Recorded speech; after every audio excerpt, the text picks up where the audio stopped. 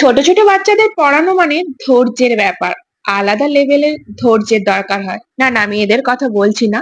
কেন বলছি সেটা একটু পরে জানতে পারবে। রোজকারের মতো সেদিনও আমার সকালে পড়ানো ছিল। পড়াতে বসেছি। আর সেই দিন একটু স্পেশাল দিন ছিল।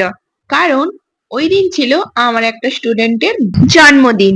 আর জন্মদিন মানে ছুটি নেবে না বাচ্চারা, সেটা কি আর হয়? হ্যাঁ, সেদিন ও কিন্তু পড়তে আসেনি, কিন্তু ওদের বাড়ি থেকে গরম গরম পায়েস, মিষ্টি, প্রসাদ পাঠিয়ে দিয়েছিল।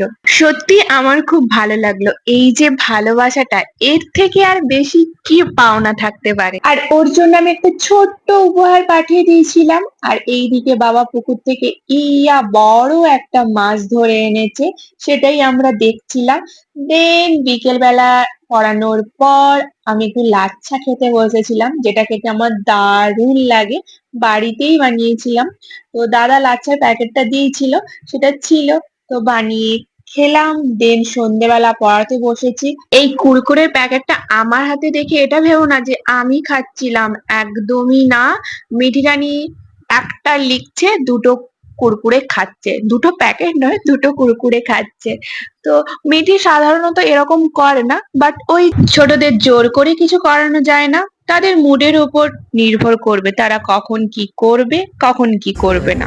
যাত্রার নাম হচ্ছে